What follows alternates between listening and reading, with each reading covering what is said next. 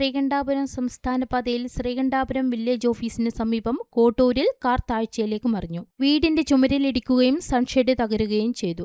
വാഹനത്തിലുണ്ടായിരുന്നവർക്ക് പരിക്കേറ്റു. വൻ അപകടം ഒഴിവായി. കാർ സംസ്ഥാന പാതയിൽ നിന്ന് തിരിക്കുമ്പോഴാണ് താഴ്ചയിലേക്ക് മറിഞ്ഞത്. കാറിലുണ്ടായ 3 പേർക്ക് പരിക്കേറ്റു. ഇവരെ സ്വകാര്യ ആശുപത്രിയിൽ പ്രവേശിപ്പിച്ചു. സ്ഥലത്ത് പോലീസ് എത്തി സംസ്ഥാന പാതയിലെ ഗതാഗതം നിയന്ത്രിച്ചു. ഇതേ സ്ഥലത്ത് തന്നെ അപകടങ്ങൾ നിത്യസംഭവമാണ്. ഇതിനു മുമ്പ് ഒന്നിലധികം പേർ ഈ അപകട സ്ഥലത്ത് നിന്ന് മരിക്കുകയും ചെയ്തിട്ടുണ്ട്. PWD അധികൃതർ അപകട സൂചനാ ബോർഡും കൈവരി സ്ഥാപിക്കണമെന്ന് നാട്ടുകാർ ആവശ്യപ്പെടുന്നു.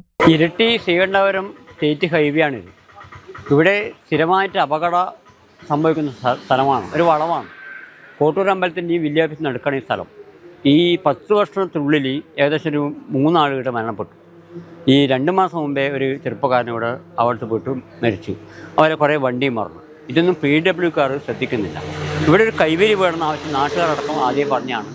ഇന്നേ വരെ അതിന് നടപടി സ്വീകരിച്ച് ഇന്നലെ ഒരു കാറ് പെട്ടെന്ന് വീട്ടിൻ്റെ വേക്കിൽ മറിഞ്ഞിട്ട് നിസാര പരിക്കോട് അവർ ആശുപത്രിയിലാണ്.